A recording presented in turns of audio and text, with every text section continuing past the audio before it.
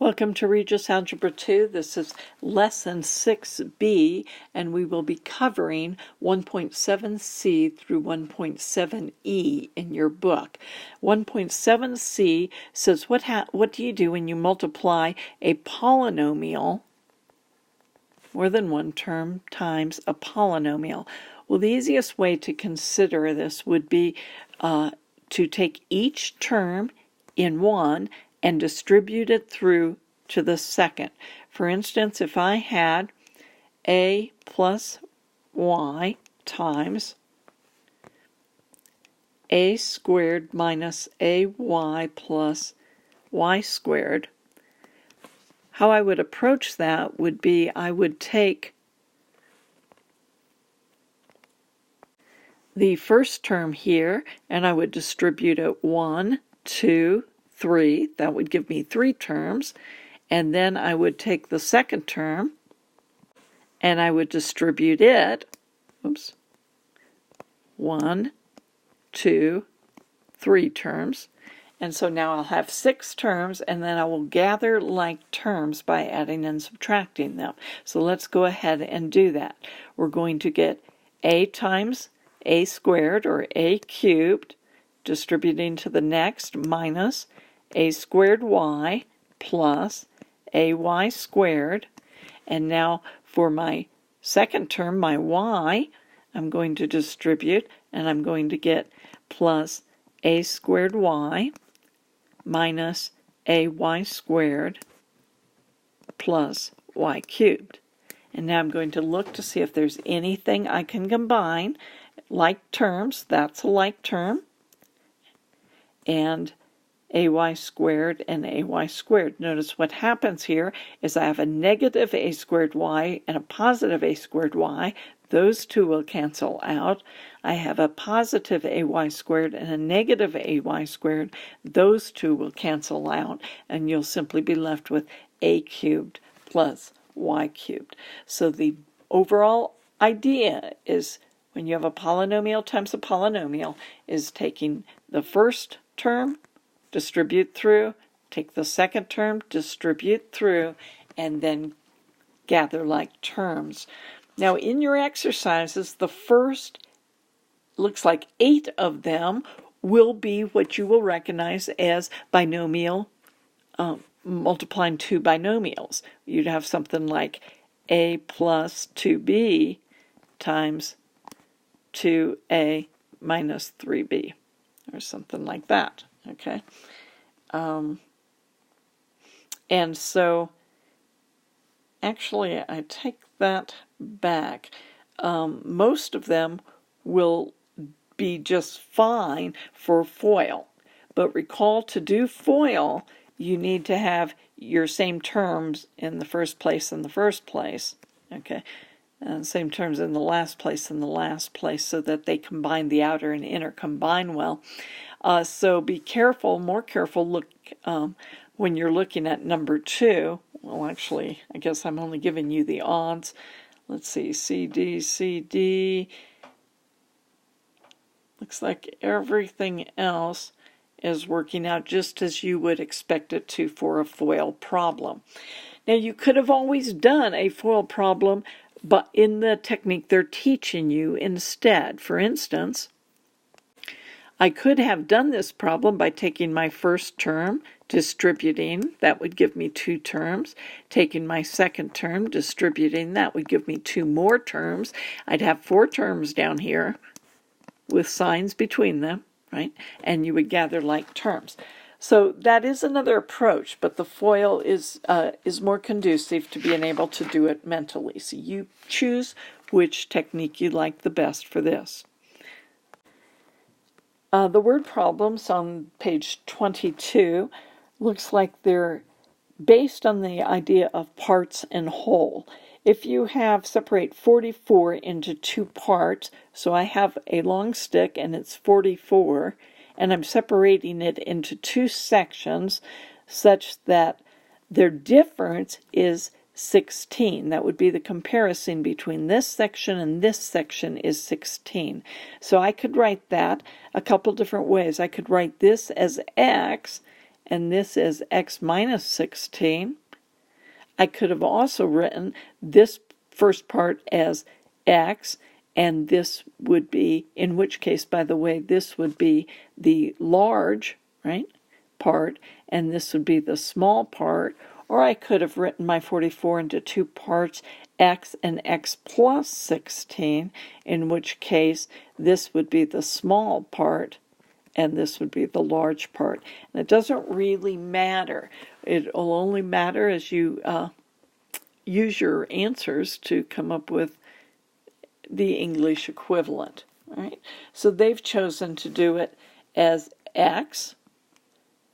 So I'm going to add those two parts plus x minus 16, taking it from the word difference. Either way you're comfortable, it doesn't matter, it reflects the same idea, and if you add those together you're going to get 44. Then I trust you would know how to solve that. Look at number 21. It says separate 64 into two parts whose difference is 12. Same idea exactly. There's one part, there's the other part, and the whole is 64. 22. So you solve these and you make sure that you can come up with these equations. If 5 times a certain number is decreased by 12, 5 times a number decreased by 12, the remainder is, or what is left over, is 13. What's the number? And then finally 23, separate 40 into two parts, one of which is 3 times the other. I think you could do that. Okay, so 40, that's two parts, so the whole is 40. So we're going to add the two parts. The two parts would be a number and 3 times the number. So study those, make sure they're comfortable to you. When we go on now to 1.7d, we're talking about special cases of multiplication, and you have done a great deal of this. So this is not going to be hard for you. Just think in terms of FOIL. Here's one special case. I could write this out, longhand, so to speak, and FOIL it, and that would be no problem. Or I could say, okay, my first term's x squared. My last term is going to be a negative times a negative, or positive. 3 times 3 is 9. And what would my middle term be? Well, it would be a negative 3 times x, or negative 3x doubled. Negative 3x, but I'm doing it for the outer in FOIL. This would be F, this would be L, this would be outer, and again for the inner. And so together that would be negative 6x. So these become very easy to do in your head. Let me show you a couple more. X, this is called, by the way, the perfect square trinomial is what it's producing here, and we call this a difference squared. So if we have negative 6 squared, again that would be x squared. Combine them, minus 6x doubled is minus 12x, and minus 6 times minus 6 is plus 36. Okay. Let's do it again.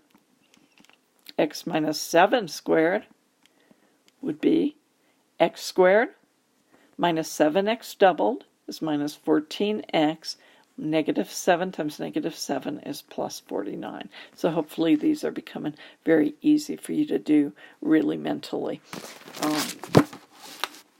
Okay, let me show you another special pattern.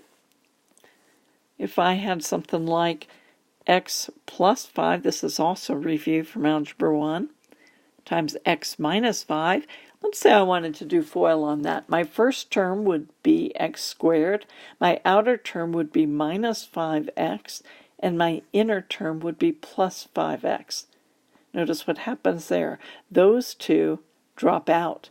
In other words, adding 5x and subtracting 5x is 0. Okay, and then my last term would be a positive 5 times a negative 5, or negative 25. So again, if we had x plus 9 times x minus 9. We call this the product, we're multiplying, of a sum and a difference. Okay. Anytime you have that pattern where you have the same number and the same variable, the middle terms will drop out. You'll just get x squared minus 81. Notice we call this the difference of squares. This is something squared, and this is something squared. Okay. Then we're going into FOIL. Looking, you've got some special patterns. They just keep practicing with those so that you're very familiar with them. They have several more that are with FOIL. Let me look and pause for just a second to see if there's anything I want to touch base on here. This one's a little more complicated. This is number 26 on page 24. And so we're going to multiply the first terms. 3 times 3 is 9. Remember, we're adding exponents for my x terms. Okay, so just like if I had x squared and x to the 4th, that would be x to the 6th. This would be x to the 2n. Okay. Outer terms would be plus 3x to the nz. Inner terms would be plus 3x to the n, y to the n. And last terms would be plus y to the n z. You tend to write them in alphabetical order. It's just easier when people are reading off the answers to you. And again, looks a little unfamiliar to us, but the basic idea is what you've been doing for quite some time. So work through those. And the last idea I want to talk about will be in the next section. Okay, this would be related to division by a monomial. That means a single term. Let's say if we have negative ab over a, I can cancel out my a's, and that would give me negative b.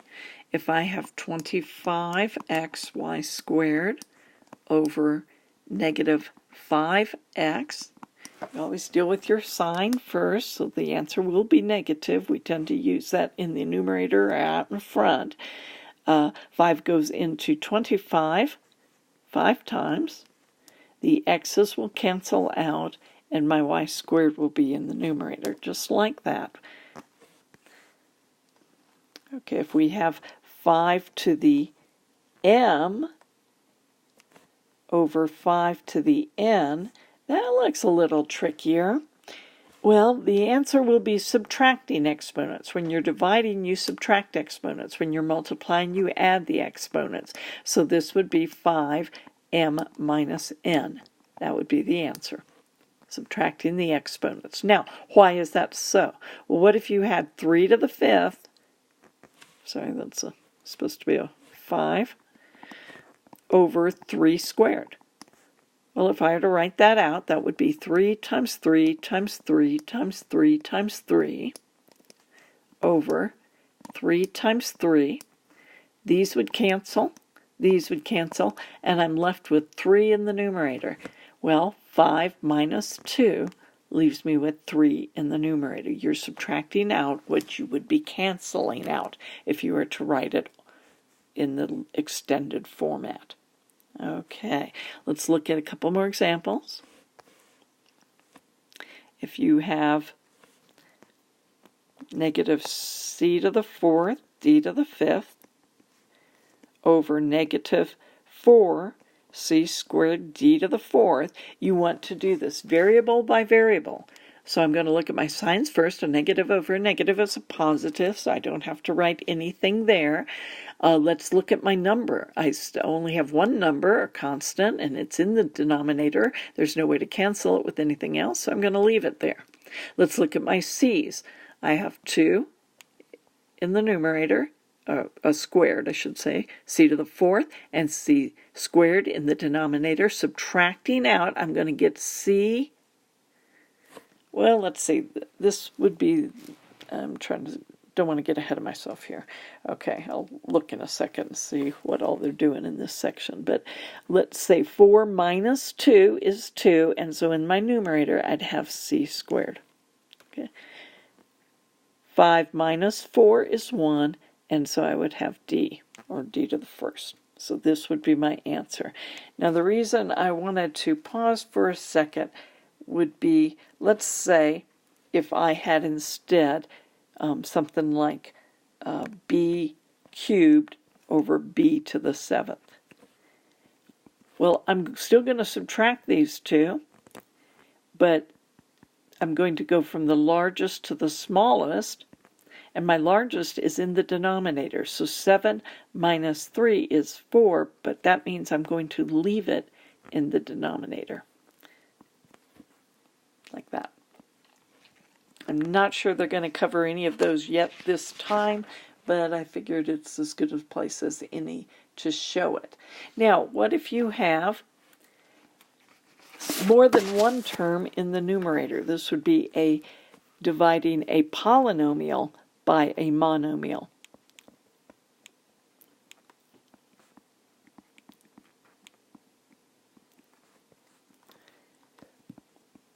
Well, I'm going to divide this up into separate division problems. I can write it out, which is fine. It would be taking the first term above, dividing, minus the second term above, dividing. If you do that, the first term will have a negative. My a will stay. I'll get 1x, and my y's will cancel. My second term will be positive. My 2 will stay. My x's will cancel, and I'll have 1y. Okay. So look that over carefully. You can also just do it in your head. But you have to when you're doing it in your head, making sure I'm doing one division there, and then I turn around and do a second division here. If I had a third term, I would do it 3 times, 4 times, however many times I need. Be careful to do your word problems in both sections and bring any questions you have to class.